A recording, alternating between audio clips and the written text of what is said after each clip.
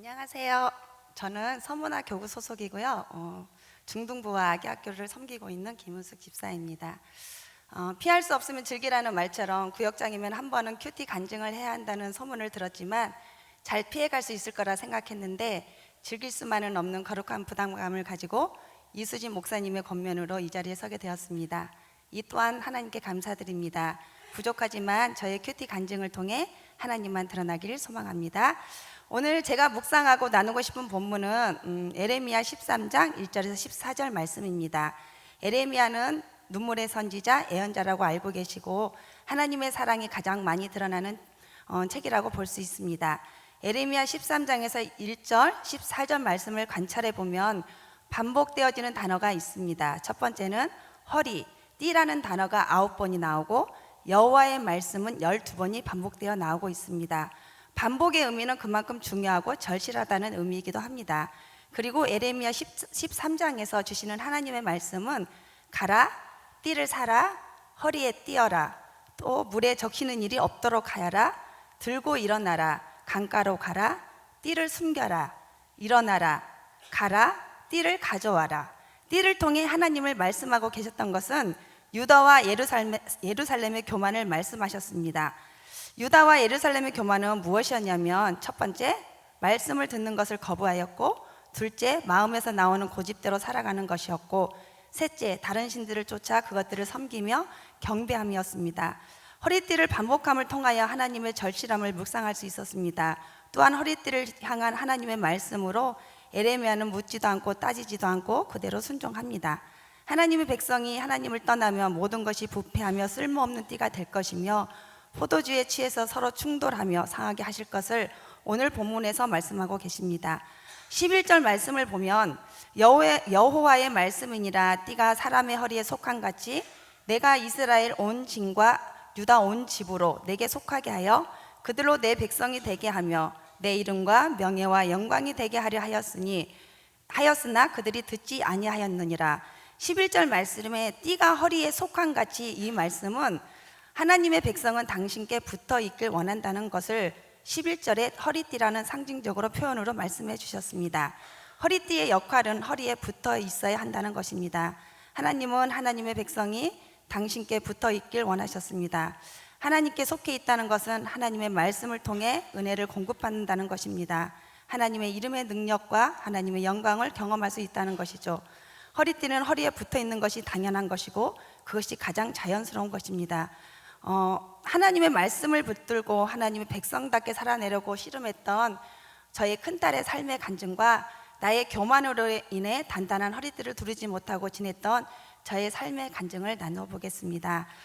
저는 자녀가 셋이 있습니다. 그 중에 큰딸 혜연이는 가장 아름다운 20대를 청소년들을 위해 헌신하겠다는 마음으로 기독교 대안학교 사랑방 교사로 또는 전도사로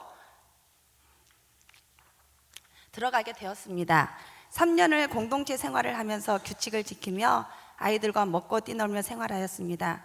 3년이라는 세월을 지나고 있을 때 하나님께서는 중국 위해로 6명의 아이들을 데리고 가라고 하셨습니다. 그 생활이 아이들에게는 유학 생활이었지만 저희 딸 혜연이에게는 선교 훈련이었습니다.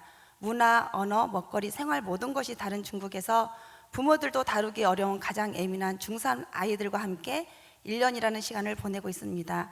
매일 전쟁이었고 그 속에서 혜연이는 매일 기도 제목을 주었습니다. 아이들은 선생님만 바라보고 있지만 혜연이는 때로는 보호자로, 때로는 교사로, 때로는 영적 지도자로 중심을 잡고 있어야 했습니다. 이 시간을 버티고 견딜 수 있었던 것은 매일 정해서 나누었던 큐티 시간이었다고 합니다. 큐티는 즉 하나님의 말씀을 보는 시간으로 신앙생활의 한 영역이 아니라 세상 속에서 흔들리며 살았던 나를 말씀 안에서 다시 나의 정체성을 확인하며 하나님의 말씀인 진리로 다시 허리띠를 매는 시간이라고 고백했던, 또 삶을 나누었던 우리 혜연이가 기억이 났습니다. 그 반면에 언제부터 저는 허리띠를 단단히 매고 있지 않은 시기가 있었습니다. 사역으로 바쁘다는 이유로 말씀을 읽고 묵상하는 시간들을 미루어가며 느슨한 허리띠를 조이지 않고 흘러내리는 띠는 간간히 치켜 올리며 예배를 통해 듣는 말씀과 유튜브를 통해 듣는 말씀으로 허리춤에 걸치고 있었습니다. 잘 지어진 밥상에만 눈길을 둔 채 내가 직접 지어서 먹을 생각은 하지도 않고 차려진 밥상에만 눈길을 두며 그것을 불평하고 그런 시간들을 지내고 있었습니다. 어느새 강박하게 변해가는 저의 모습을 보게 되었습니다. 기도의 훈련은 연단을 통해 잘 훈련되어 시간을 정해놓고 그 시간을 지키려 하는데 말씀을 읽고 묵상하는 시간은 내어놓으려고 하지 않았다는 것입니다. 편식을 통한 결핍이 영적 교만함으로 드러나기 시작했습니다. 예배의 감격이 무너지기 시작했고 감사보다는 정죄와 판단을 하였고 하나님보다는 사람이 보이기 시작하였습니다. 균형을 잃어가는 나의 모습과 사역으로 지친 모습을 보게 되었습니다.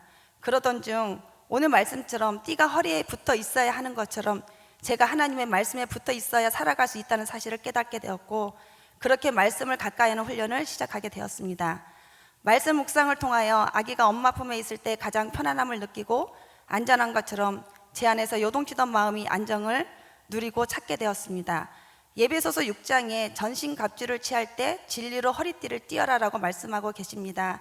우리는 참 진리가 무엇인지 깨달아야 합니다. 우리의 참 진리는 말씀입니다. 이 진리로 우리는 삶의 모든 순간을 선택하며 살아가는 것입니다. 허리띠가 썩어서 쓸모없게 만드는 것이 아니라 허리띠가 허리띠의 작용을 하도록 띠를 띄어야 하는 것입니다. 말씀은 우리가 하나님과 더 깊은 관계를 가질 수 있도록 사용되어지는 도구입니다. 하나님께 귀를 기울이고 최고의 토기장의 손에서 말씀으로 쓸모있고 아름다운 그릇으로 빚어졌으면 좋겠습니다. 단단한 허리띠가 하나님의 허리에 속한 같이 하나님의 자녀로 백성으로 빛을 발하며 진리의 말씀 붙들고 하루하루 살아내겠습니다. 주님 사랑합니다. 주님 감사합니다.